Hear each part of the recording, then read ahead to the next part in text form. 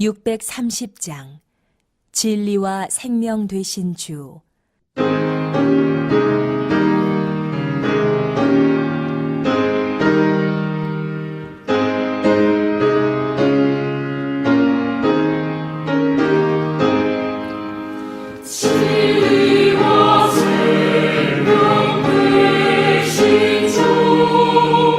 이번을 바치옵니다.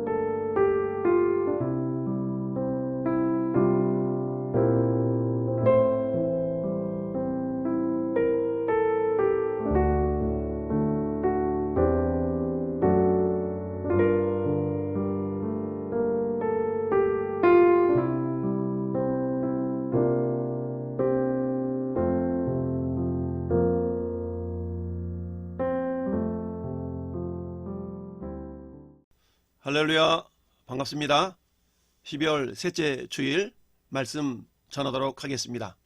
연일 코로나 확진 환자가 1000명을 넘어서면서 대한민국을 극한 두려움으로 몰아가고 있습니다.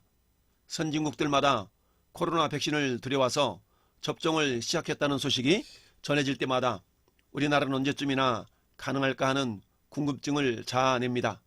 그러나 우리가 알아야 할 것은 하나님의 말씀을 신뢰하는 것입니다. 예수님은 제자들에게 이렇게 말씀하셨습니다. 마태복음 10장 29절에 참새 2마리가 한 아사리온에 팔리지 않느냐. 그러나 너희 아버지께서 허락하지 아니하시면 그 하나도 땅에 떨어지지 아니하리라. 두려워하지 말라. 너희는 많은 참새보다 귀하니라. 항상 마스크를 착용하고 조심하되 지나치게 두려워하는 것은 경건생활에 도움이 되지 않습니다. 참새 한 마리도 하나님이 허락하지 않으시면 땅에 떨어지지 않는 법인데 하물며 하나님의 자녀들인 저와 여러분들이겠습니까? 민수기서는 430년간 이집트에서 종살이하던 이스라엘 백성들이 출애굽한 후에 2달 만에 시내 광야에 도착한 후에 하나님께서 인구를 계수할 것을 명하시고 인구 조사 후에 시내의 광야를 출애굽 1년 1개월 5일 후 곧 시내 광야에서 머문 지 11개월 5일 후부터 출발하면서 시작을 합니다.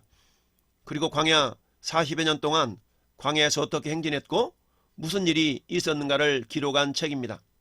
그 가운데 오늘 본문은 시내 광야를 떠나기 직전의 상황입니다. 이스라엘 백성들이 출애굽을 한 목적이 무엇입니까? 그것은 이들이 광야를 거쳐 가나안 땅에 들어가 하나님을 마음껏 예배하는 삶을 살기 위함입니다. 이스라엘이 출애굽 제2년 1월 1일에 성막을 완성합니다.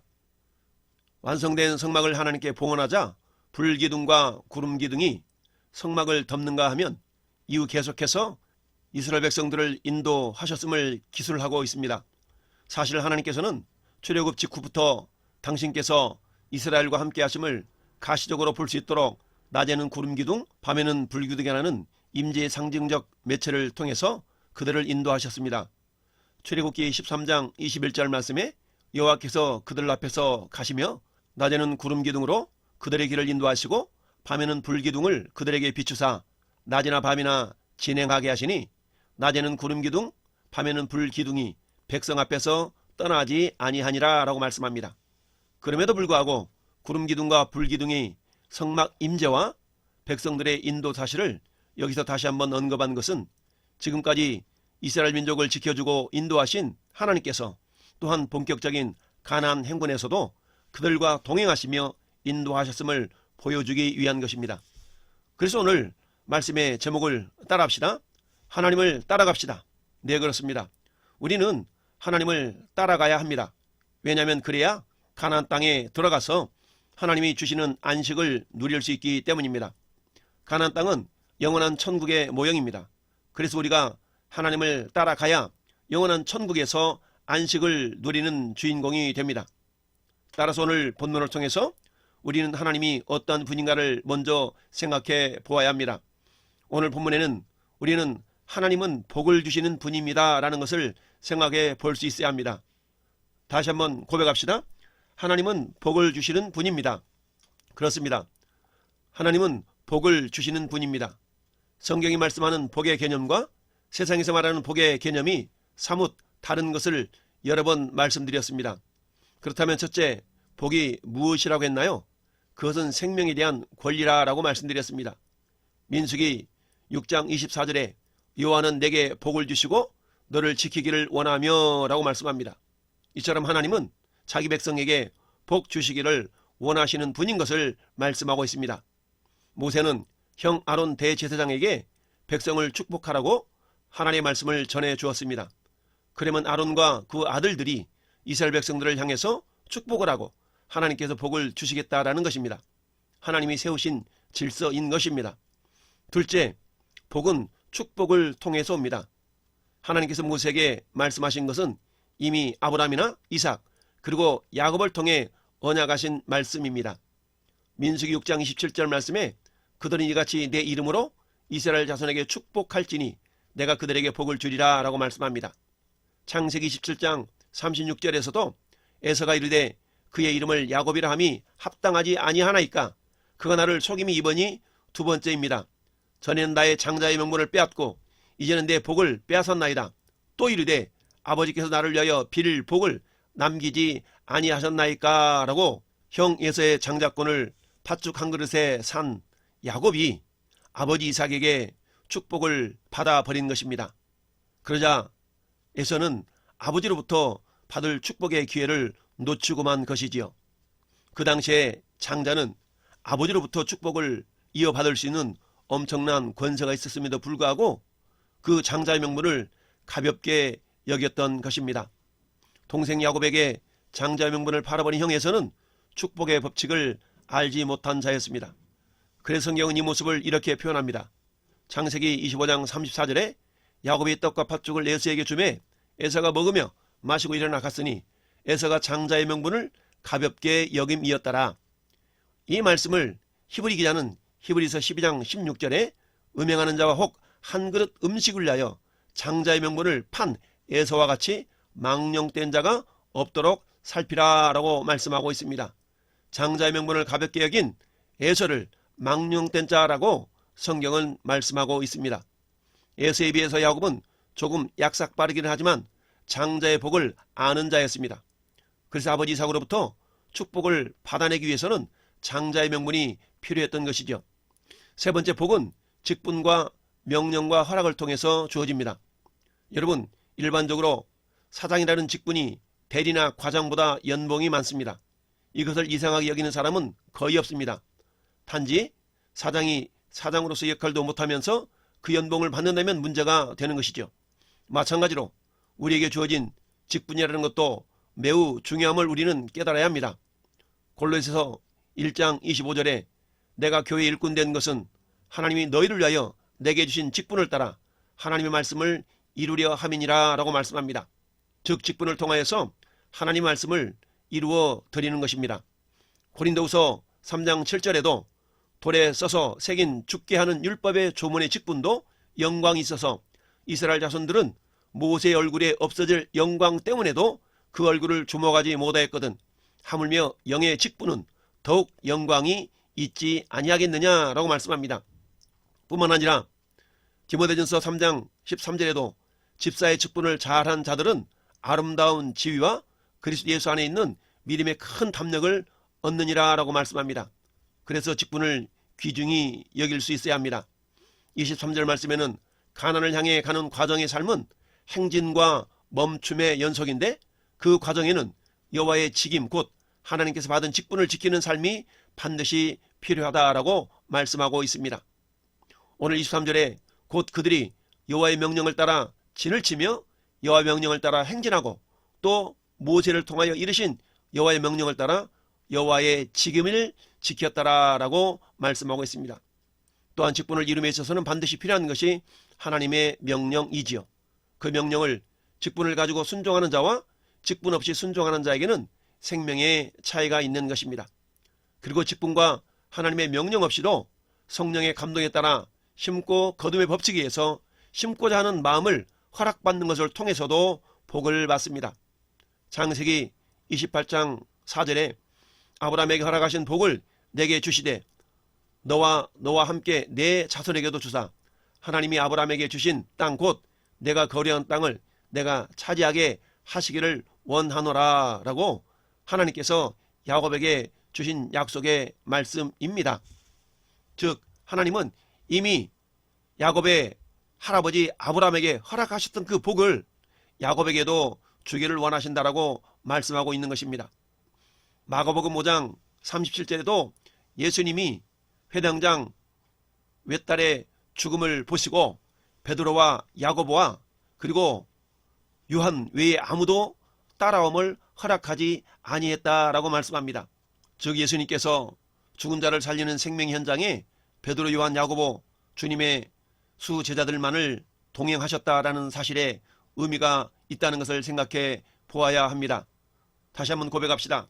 하나님은 복을 주시는 분이십니다. 그렇습니다.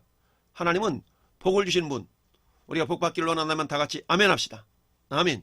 그렇습니다. 하나님은 자기 백성에게 복 주시기를 원하시는 분이십니다. 두 번째, 이스라엘 백성들은 가나안을 향하여 하나님을 따라가야만 합니다.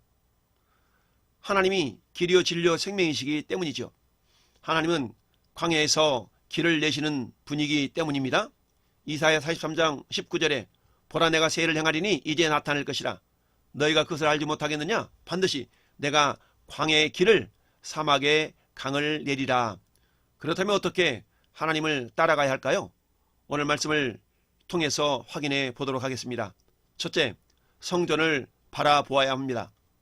이스라엘을 출애굽 때부터 인도하셨던 구름기둥과 불기둥은 어디에 항상 있습니까? 네, 성막을 완공하고 난 후 구름기둥과 불기둥은 성막 위에 있습니다. 15절 말씀에 성막을 세운 날에 구름기둥이 성막을 덮었고 불기둥이 성막 위에 나타나서 아침까지 이르렀다라고 말씀하고 있습니다. 이를 통해서 알 수 있는 것은 무엇입니까? 하나님은 지금 성막의 구름기둥과 불기둥의 모양으로 임재하심을 나타내 주고 있습니다. 따라서 하나님의 임재하심을 알 수 있기 위해서는 성막 곧 성전을 바라볼 수 있어야 합니다. 솔로몬 왕은 그래서 가나안 땅에 정착한 이스라엘 백성들을 위해 성전을 건축한 후에 이렇게 하나님께 기도했습니다.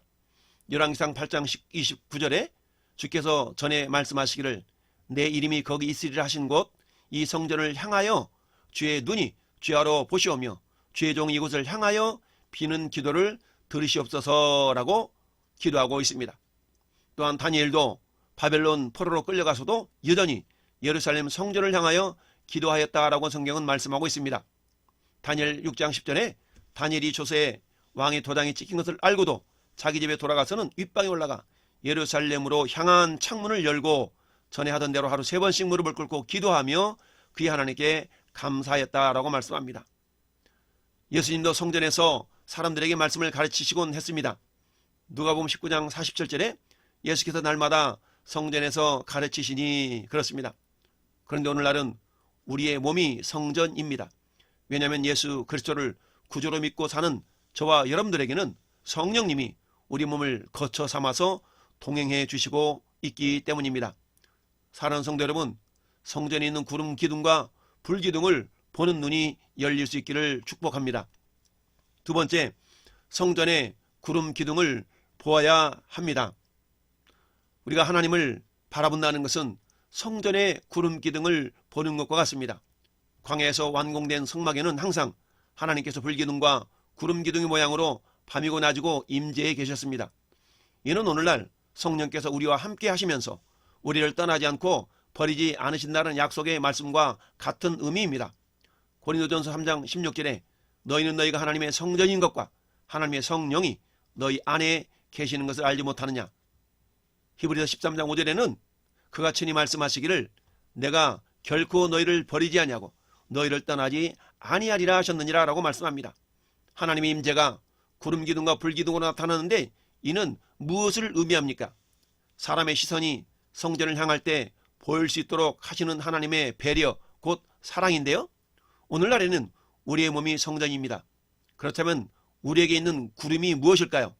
에스겔 10장 3절에 그 사람이 들어갈 때 그룹들은 성전 오른쪽에 서 있고 구름은 안뜰에 가득하며 4절에 여호와의 영광이 구름에서 올라와 성전 문지방에 이르니 구름이 성전에 가득하며 여호와의 영화로운 광채가 뜰에 가득하였다라고 말씀합니다.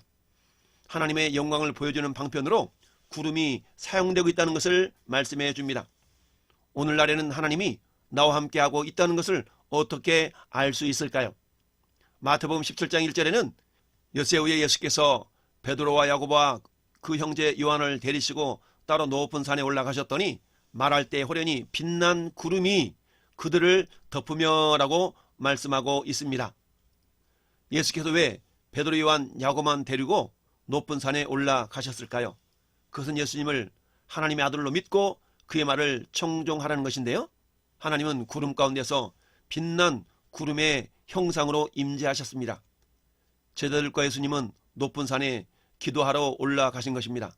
따라서 성전의 구름을 보는 자는 기도하는 자입니다. 다니엘이 그랬습니다. 에스겔이 그랬습니다. 이사야가 그랬습니다. 시편 121편 1절에 내가 산을 향하여 눈을 들리라 나의 도움이 어디서 올까? 나의 도움은 천지를 지으신 여호와에게서로다. 시인이 눈을 든 산은 시온산 곧 하나님의 임재에 계신 예루살렘 시온산입니다. 기도로 깨어있는 자는 구름을 보는 자입니다.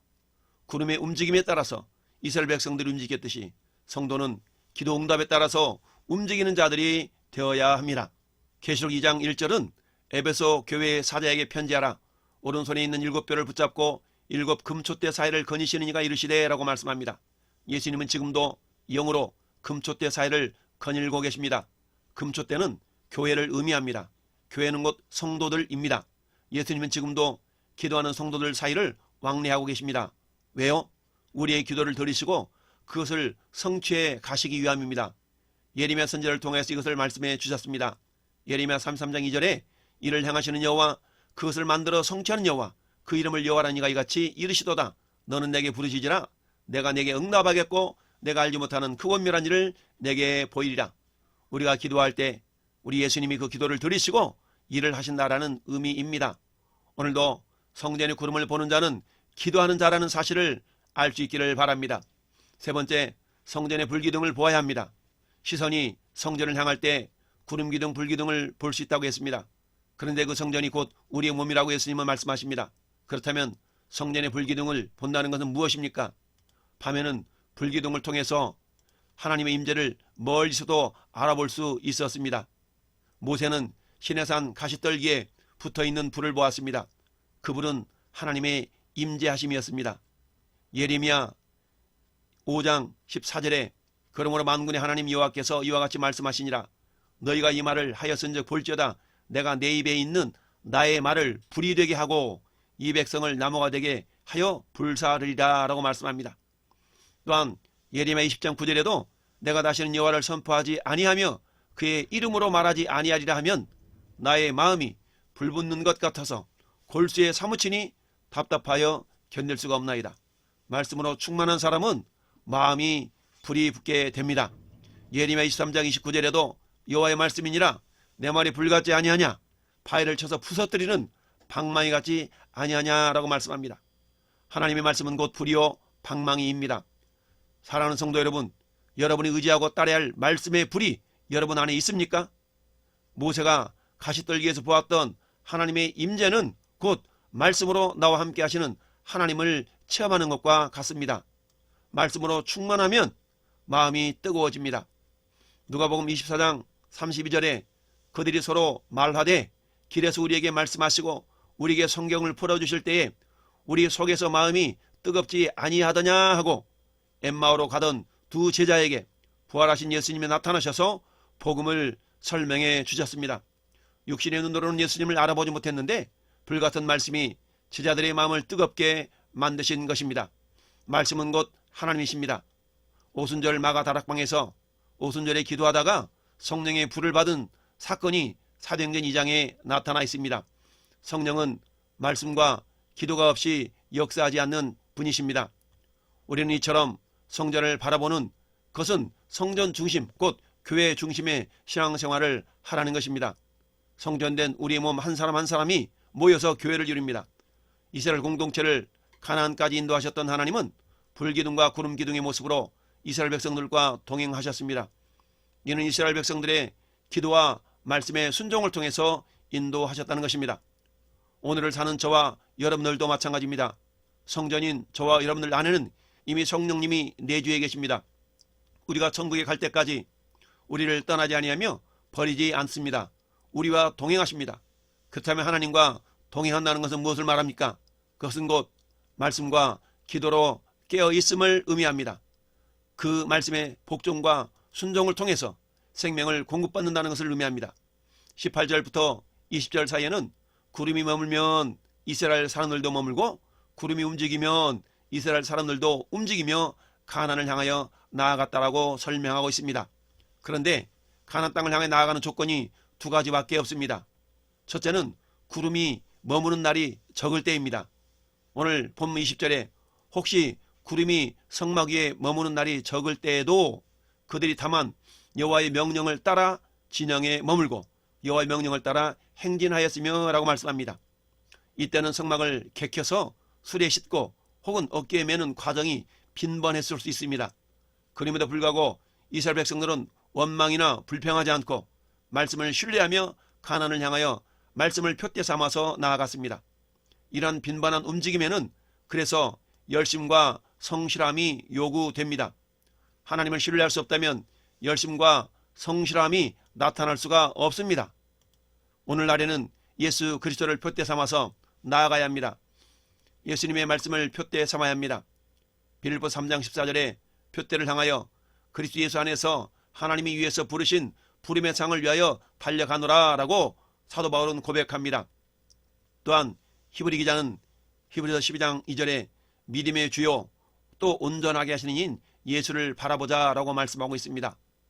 구름이 머무는 날이 적을 때는 우리는 열심과 성실함으로 움직임이 빨라야 되겠습니다. 둘째, 구름이 머무는 날이 오래될 때에는 19절 말씀처럼 구름이 성막 위에 머무는 날이 오래될 때는 이스라엘 자손이 여호와의 명령을 지켜 행진하지 아니하였다라고 말씀합니다. 그렇습니다. 구름이 머무는 날이 오래될 때에도 역시 하나님의 말씀이 이해되지 않지만 인내와 복종으로 말씀을 준행해야 합니다. 이는 우리에게 인내가 필요합니다. 인내와 복종으로 가는 길을 성경은 좁은 길이라고 표현합니다. 마태복음 7장 13절에 좁은 문으로 들어가라. 멸망을 인도하는 문은 크고 그 길이 넓어 그리로 들어가는 자가 많고 생명길로 인도하는 문은 그 길이 좁고 협착하여 찾는 이가 적다라고 말씀합니다. 한 곳에 오래 머물다 보면 다양한 유혹거리들이 우리의 눈앞에 다가올 수 있습니다. 사단은 안목의 정욕, 육신의 정욕, 이생의 자랑으로 유혹합니다. 우리의 마음을 굳게 하여 말씀을 이정표 삼아 움직일 수 있기를 바랍니다. 셋째는 행진할 때에 여호와의 지김에 따라 행하라라는 것입니다. 우리가 하나님과 동의하는 것은 내 뜻대로 내 마음대로 움직이는 것이 아니라 우리에게 허락하신 직분과 사명을 즉 지김에 따라 행하면서 동행하는 것입니다. 약 200만 명이 되는 이스라엘 백성들 가운데 20세 이상의 장정은 약 60만 명이 되었습니다. 이 60만 명은 다양한 직분과 사명을 가지고 가나안 땅에 향해 나아갔습니다.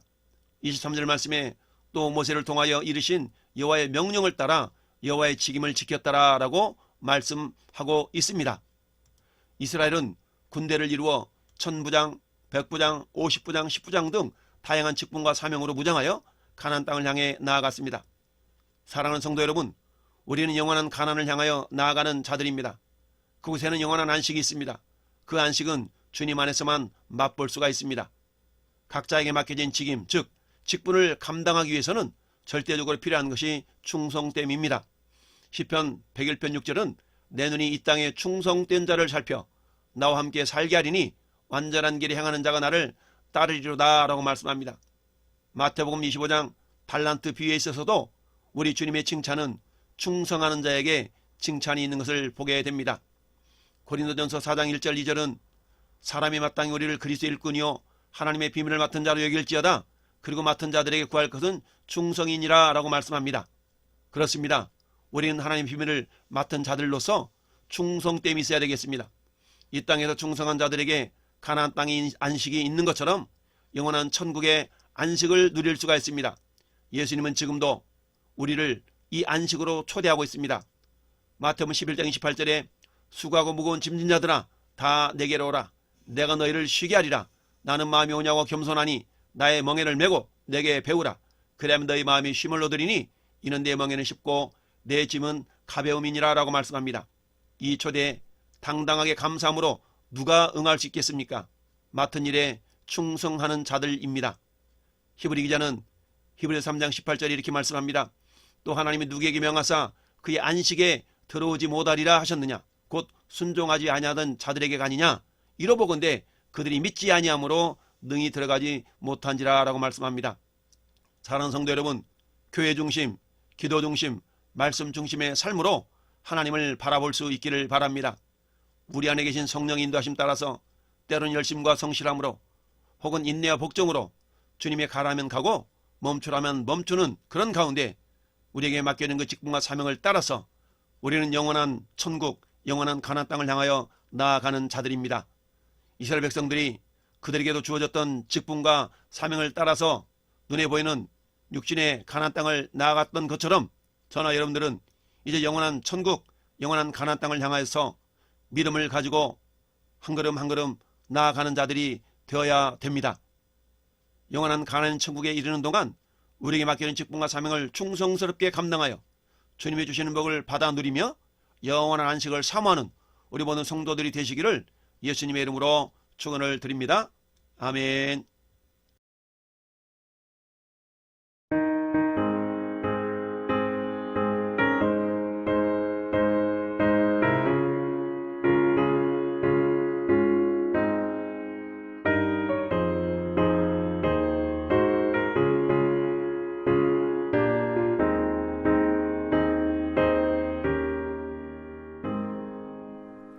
잠시 세상에 내가 살면서 항상 찬송 부르다가 나의 저물어 오라 하시면 영광 중에 나아가리 열린 천국 문 내가 들어가 세상 짐을 내려놓고 빛나며 유권 받아 쓰고서 주와 함께 길이 살리 눈물 골짜기 더듬으면서 나의 갈 길 다가 후에 주의 품 안에 내가 안기어 영원토록 살리로다. 열린 천국 문 내가 들어가 세상 짐을 내려놓고 빛나며 유권 받아 쓰고서 주와 함께 길이 살리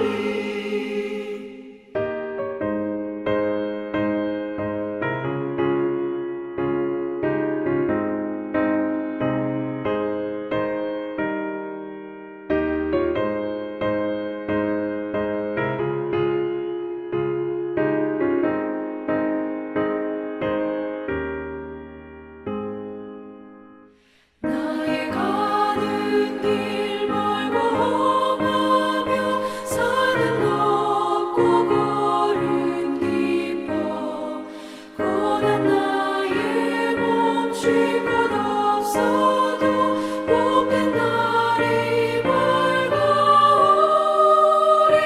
열린 천국 문 내가 들어가 세상 짐을 내려놓고 빛나며 유권 받아 쓰고서 주와 함께 길이 살리 한숨 가시고 죽음 없는 날 사모하며 기다리니 내가 그리던 주를 배울 때 나의 기쁨 넘치리라 열린 천국 문 내가 들어가 세상 짐을 내려놓고 빛나며 유권 받아 쓰고서 주와 함께 길이 살리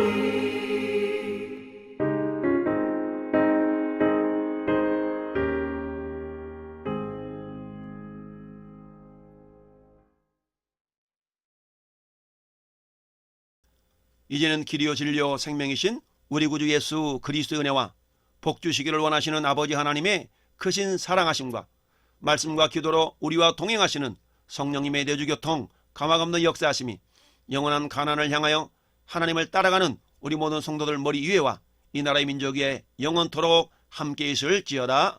아멘.